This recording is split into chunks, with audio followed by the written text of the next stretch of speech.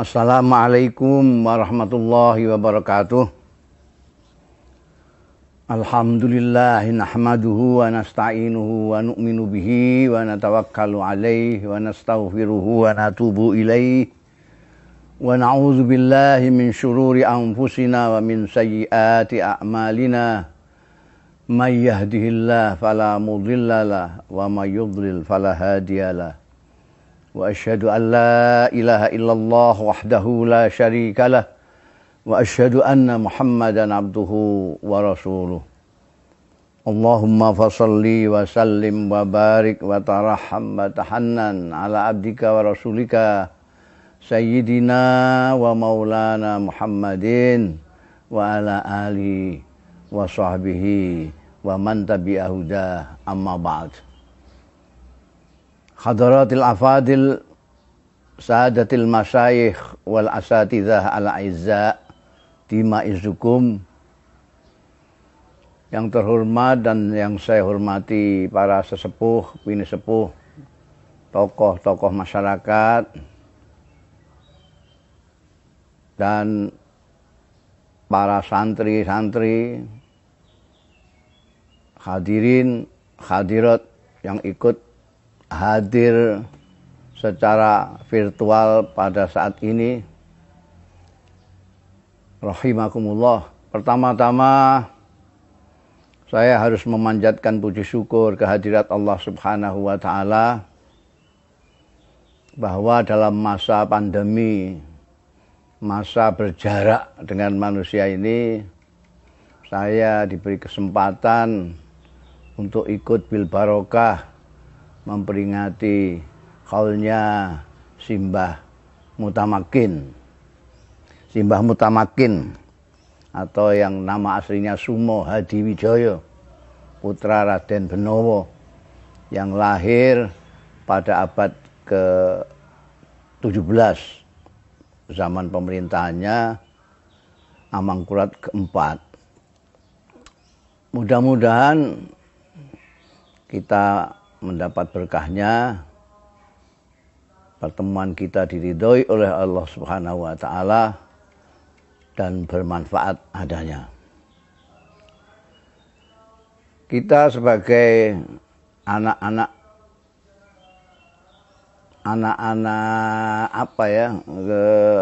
santri, terutama yang di Kajen, santri-santrinya Mbah Mutamakin, memperingati haulnya Mutamakin bukan hanya persoalan seremonial untuk rame-rame seperti kita memperingati hari ulang tahun kita, tidak. Tapi kita perlu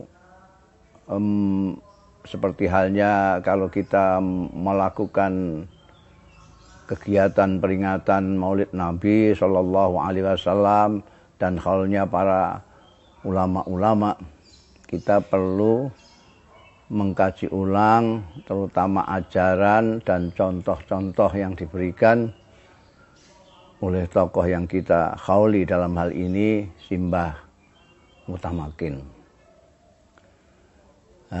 Tentu kalau orang-orang Kajen sudah hafal semua tentang riwayat kisahnya, Mbah Mutamakin, terutama yang yang paling diingat, paling populer itu mempunyai 2 anjing segala macam itu. Tapi yang lebih penting bahwa Mbah Mutamakin ini terkenal sebagai kiai pejuang, sebagai kiai yang menyintai manusia, seorang kiai ulama yang ma'rifatullah, mengenal Allah Subhanahu wa Ta'ala, dan mengenalnya karena ilmu. Bukan mengenal begitu saja, tapi kenal betul, sehingga tidak kagetan, tidak bingungan, tidak syok, pintar, karena beliau mengenal Allah. Kita tahu sekarang ini banyak sekali orang-orang yang sangat bersemangat untuk berislam ria, tapi mereka berhenti dalam berislam ria itu. Kenapa? karena tidak mengenal pemilik Islam itu, tidak mengenal zat di mana melalui Islam itu kita diharapkan untuk sampai mendapat keridhaannya, yaitu mengenal Allah Subhanahu wa taala. Makanya di dalam kitab-kitab kuning kita itu selalu awwalu wajibin itu kan ma'rifatullah. Kenapa? Karena kalau kita tidak mengenal Allah Subhanahu wa taala, itu bagaimana kita mau menyenangkan Allah? Bagaimana kita ingin mendapatkan ridhonya Allah? Mendapatkan ridhonya Allah itu menyenangkan Allah. Bagaimana kita akan mendapatkan ridhonya Allah kalau kita tidak mengenal Allah? Seorang istri mau menyenangkan suami saja, dia harus tahu, harus mengenal suaminya. Suaminya ini apa kesukaannya, kalau makan lauknya apa. Kalau dia tidak mengenal, jangan-jangan dia mengira suaminya senang sayur lodeh, ternyata suaminya paling benci dengan sayur lodeh. Itu contoh kecil aja. Makanya sekarang kita banyak lihat itu orang yang mengaku bersemangat berislam ria, tapi tidak tahu bahwa berislam itu untuk mencapai tujuan paling akhir, yaitu ridhonya Allah Ta'ala. Nah ini makanya di dalam Islam yang pertama kali harus dikenal itu Allah. Nah untuk mengenal Allah harus ngaji. Maka Kajen menjadi kota santri dengan pondok pesantren yang banyak. Itu karena DNA-nya memang DNA-nya Mbah Mutamakin. Jadi kalau ada orang Kajen kok nggak ngaji, atau mondok tapi nggak ngaji, itu tidak akan. Maka kalau Anda lihat orang-orang yang tidak ngaji itu, dia bersemangat berislam, tapi kadang-kadang kelakuannya justru bertentangan dengan apa yang digariskan oleh Allah Subhanahu wa taala. Masa ada orang berdakwah, katanya berdakwah Islamiyah, tapi mencaci maki, melaknati hamba-hamba Allah. Bagaimana orang mau menyenangkan Allah tapi melaknati hamba-hambanya? Itu tidak masuk akal. Mbah Mutamakin juga dikenal selain mempunyai dua anjing itu yang dinamai beliau dengan nama yang bagus itu karena beliau sangat paham sekali dengan Allah, dengan makhluk-makhluknya. Dan yang disinggung-singgung lagi oleh orang-orang yang bicara tentang Mbah Mutamakin itu adalah Mbah Mutamakin suka melihat wayang, ceritanya Perkudara Bratasena ketemu dengan Dewa Ruci. Nah, ini orang yang nggak tahu. Karena apa? Disangkanya wayang itu adalah itu kesenian Buddha, kesenian Hindu. Salah. Di dalam pertemuan Bratasena dengan Dewa Ruci itu diwejang, wejangannya itu pas sekali dengan ajaran-ajaran yang dirintiskan para kiai dan Mbah Mutamakin sendiri. Jadi Dewa Ruci mempunyai ajaran 6 ajaran. Ini banyak yang tentu santri-santri karena tidak pernah lihat wayang mungkin nggak tahu bahwa Dewa Ruci itu memberikan ajaran 6 ajaran. Pertama, itu ada dalilnya di Quran, la takfuma wala takfuba laisa laka bihi ilmun.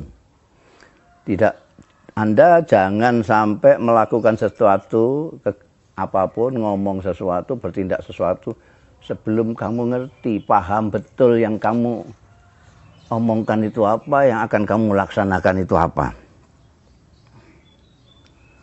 Itu pertama. Kedua, ajaran harus bisa membedakan antara emas dan loyang. Artinya apa? Artinya kita harus ngaji, harus belajar. Kalau tidak belajar, besi kuning dengan emas, tembaga dengan emas, kita tidak bisa membedakan. Itu ajaran dari Dewa Ruci kepada Bratasena yang kedua. Ketiga, jangan kagetan, jangan bingungan. Jangan kagetan, jangan bingungan ini tentu membutuhkan juga ilmu. Kalau orang itu tidak punya ilmu, dia sering kaget-kaget, sering bingung. Kalau pengetahuannya luas, dia tidak akan kagetan, tidak akan bingungan. Seperti falsafatnya pesantren. Dulu itu pesantren itu, orang kalau mondok pesantren itu niatnya tidak muluk-muluk, tidak kepingin jadi pilot, kepingin jadi anggota DPR, kepingin jadi petinggi negara, tidak. Bahkan tidak kepingin jadi kiai, tidak kepingin jadi mubalek. Apa? Dulu, nggak tahu sekarang. Dulu itu orang mondok ke pesantren, niatnya adalah menghilangkan kebodohan, titik. Niat mencari ilmu untuk menghilangkan kebodohan. Dan kita tahu bahwa kebodohan tak bisa hilang. Karena begitu Anda pandai, Anda merasa lebih bodoh dari kemarin. Kalau Anda sudah merasa pandai, di situ Anda mulai bodoh. Nomor keempat, ajarannya Dewa Ruci harus bisa mengendalikan nafsu. Nafsu amarah, nafsu lamah, nafsu-nafsu yang mengajak kita untuk berbuat tidak baik. Ini ada semua dalilnya ini. Kalau Anda cari itu ada dalilnya semua. Cuma oleh pewayangan itu dikemukakan sedemikian rupa sehingga seolah-olah itu tidak berdalil. Seperti kiai-kiai kalau mau itu hasan itu jarang dalil. Yang biasa dalil itu biasanya ustadz anyaran itu. Yang kelima, ajarannya ini juga ada dalilnya. Ilmu itu harus diamalkan. Bahkan ulama-ulama mengatakan ilmu yang tidak diamalkan itu bukan ilmu. Ilmu haruslah ada ilmu yang diamalkan. Dan itu pelajaran pesantren begitu. Santri-santri, keturunan-keturunannya dari Mbah Mutamakin semuanya mengajarkan ilmu harus diamalkan. Yang keenam, harus memahami tentang kefanaan dunia ini, termasuk kefanaan diri kita sendiri sebagai manusia. Nah, ajaran-ajaran kemanusiaan ini tambah lama, tambah hilang, dan kita sudah mulai menjadi orang-orang yang bermental instan, yang sulit sekali untuk bersungguh-sungguh di dalam mencari ilmu, dalam bekerja dan lain sebagainya. Kita memahami agama juga sudhi itu di permukaannya saja, tidak masuk ke dalam. Karena masuk ke dalam itu harus bijiddin wajdihadin. Sementara kita tidak punya lagi kekuatan untuk jiddin wajdihadin. Kita sekarang malas sekali karena godaan-godaan hal-hal yang kita hadapi di zaman akhir ini. Kita tidak ada tirakat beras sekarang itu, nggak usum tirakat segala macam itu. Kesungguhan itu sudah tiada, sehingga kita sekarang suka yang sudhi. Kalau kita lihat itu mau'idhah, tausiah itu kebanyakan sudhi semua, tidak sampai yang mendalam seperti yang diajarkan Mbah Mutamakin. Jarang sekali kita menukik ke dalam. Kalau bahasanya Bung Karno, mencari api daripada Islam itu untuk dikorbankan kepada diri kita sendiri. Sehingga kita itu tadi aneh sekali, kita melakukan sesuatu untuk menyenangkan Allah, mencari ridha Allah, tapi dengan tidak sadar atau tidak berpengetahuan lalu menyakiti hamba-hamba Allah. Saya sering menyontohkan orang yang berdesak-desakan untuk berebut mencium Hajar Aswad itu. Lihat itu, mereka berebut Hajar Aswad, menyikut kiri kanan supaya dia bisa mencium Hajar Aswad. Ini apa artinya? Dia ingin mencium Hajar Aswad itu untuk kepentingan siapa? Untuk menyenangkan Tuhan atau menyenangkan diri kita sendiri? Tanyakan kepada mereka yang rebutan mencari Hajar Aswad untuk dicium. Untuk menyenangkan diri sendiri atau menyenangkan Allah? Kalau jawabnya untuk menyenangkan Allah, itu aneh sekali. Bagaimana mau menyenangkan Allah dengan menyakiti, mengikuti hamba-hambanya? Tidak masuk akal. Jangankan Allah, saya saja. Kamu ingin menyenangkan saya, anak saya, kamu sikuti, keplak kamu. Dan orang lalu lupa bahwa mencium Hajar Aswad itu paling tinggi hukumnya sunnah. Sedangkan menyakiti hamba-hamba Allah itu haram. Bagaimana untuk mendapatkan kesunahan dengan keharaman? Ini sama saja dengan korupsi, sedekah dari uang korupsi. Tidak menghilangkan kotorannya korupsi. Jadi kemanusiaan kita itu menjadi luntur karena kita salah memahami ilmu, salah memahami tentang kesalehan. Saleh yang sejati adalah orang yang saleh, baik dengan Allah dan baik dengan hamba-hamba Allah. Baik dengan Tuhan dan baik dengan manusia. Tidak bisa. Anda baik dengan manusia tapi tidak sholat, tidak puasa, tidak beribadah kepada Allah. Kamu separuh takwa. Sebaliknya, kamu sembahyang, kamu ngoceh soal Islam segala macam, tapi kamu jahat, zalim kepada sesama hamba Allah, kamu belum berarti orang yang bertakwa. Nah, karena kemanusiaan ini begitu tipis, ya ini husnudzon saya. Allah itu begitu baik. Kita itu selama ini dengan dunia itu tidak berjarak. Bahkan karena tidak berjaraknya kita dengan dunia, begitu cintanya kita kepada dunia, itu kita bisa tega kepada sesama manusia, sesama hamba Allah Ta'ala. Kita lupa, ini sama-sama manusia.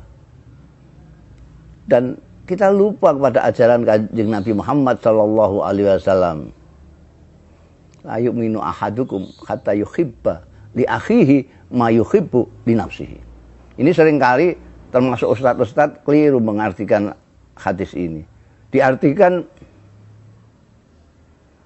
orang tidak sempurna imannya sebelum dia menyintai saudaranya seperti menyintai dirinya sendiri. Ini tidak benar, tidak pas.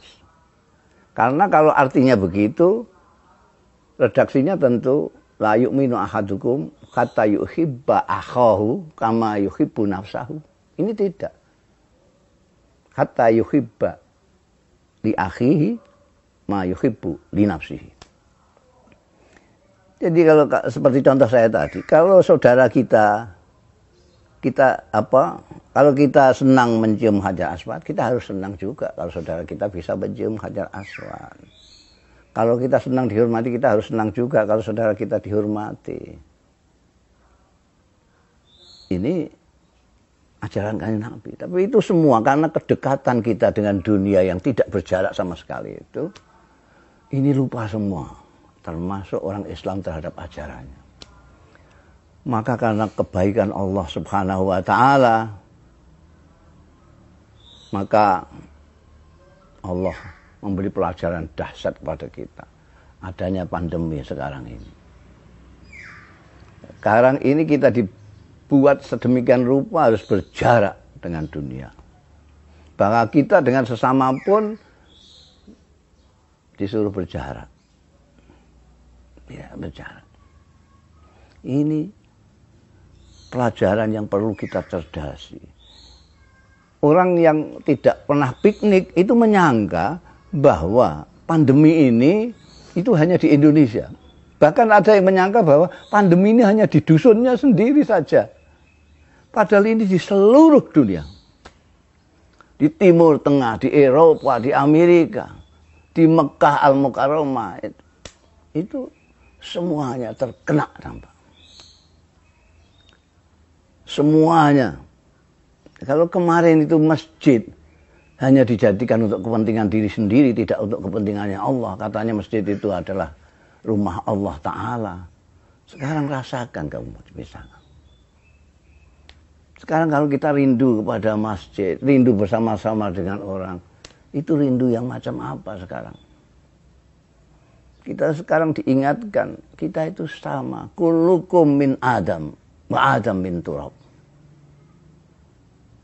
Kullukum min Adam, wa Adam min turab. Selama ini kita kotak-kotak hamba Allah itu. Allah ketika berfirman, walaqad karramna bani Adam, itu tidak ada. Embel-embel kelompok ini. Karramna bani Adam. Pokoknya yang namanya manusia dimuliakan oleh Allah Ta'ala. Tapi kita sendiri malah tidak memuliakan, bahkan tidak memuliakan diri kita sendiri.